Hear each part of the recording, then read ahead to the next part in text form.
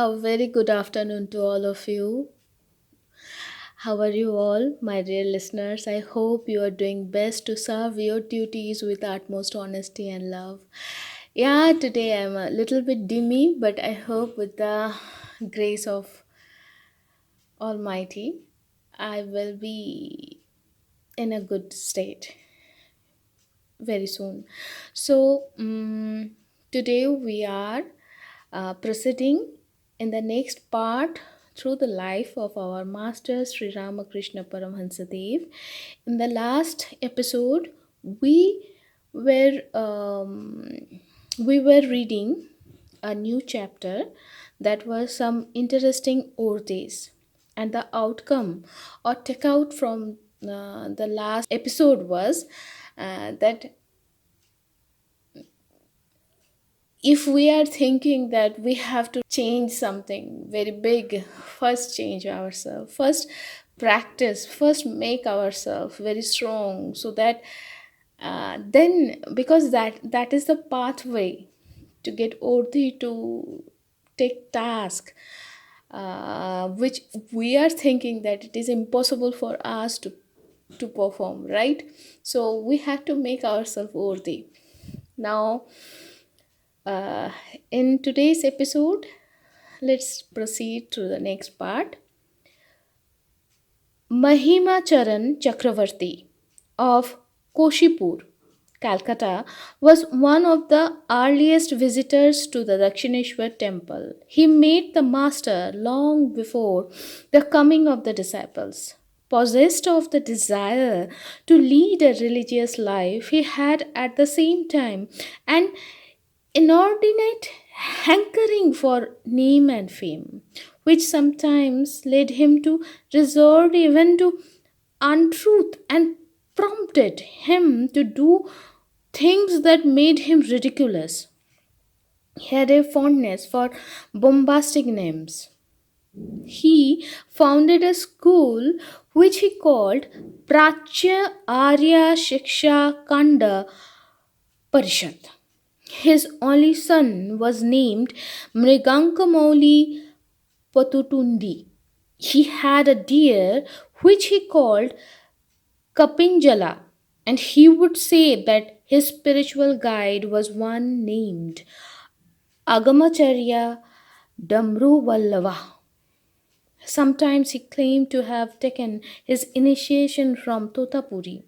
In this connection, he would say, while making pilgrimages in northern India, I happened to meet him and accepted him as my guru. Totapuri asked Sri Ramakrishna to follow the path of devotion, and he advised me to stick to the path of knowledge and to stay in the world. How far these assertions were true was known only to him and to his maker. He had a good library of English and Sanskrit books, which he pretended to have read. One day, Narendranath took a book from his shelf and found its pages had not been cut. On inquiry, he was told that the first copy had been lent to a friend and he had bought a second copy. Narendranath, however, found that most of his books had uncut pages. Evidently, they were kept for show.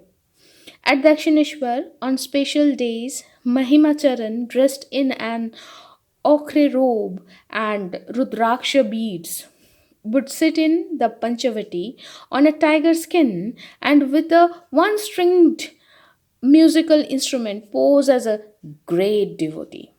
When he left for home, he would hang the skin on the wall of Sri Ramakrishna's room. The master saw through him at a glance. In answer to a devotee's query about the skin, he said one day, Mahim Chakravarti has left it there. Do you know why?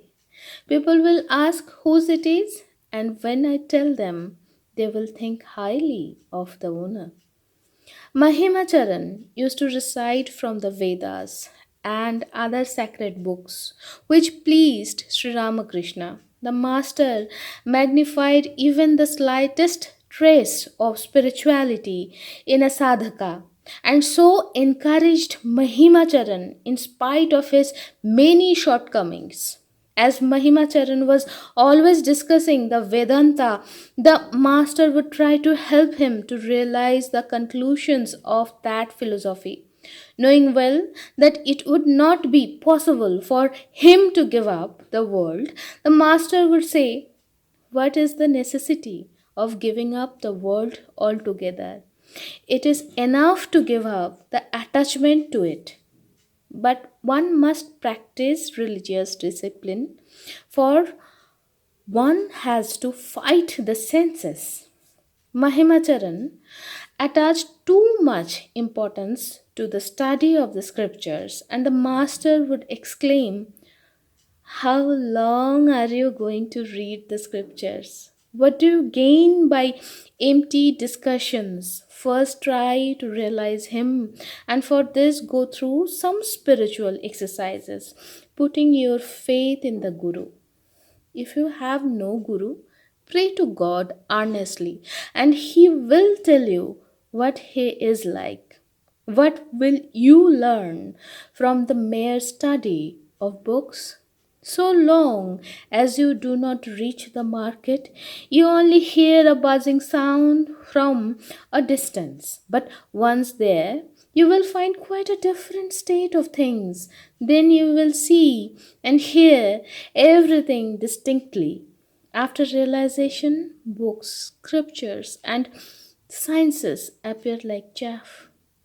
So, today I'm stopping here,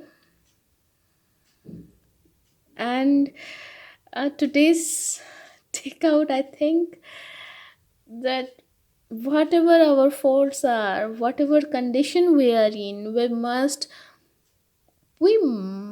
have faith in the process of our life, which is destined by Almighty, right? And we are mere little things or little existence which are connected with that supermassive existence or non existence. So keep praying. Ta ta.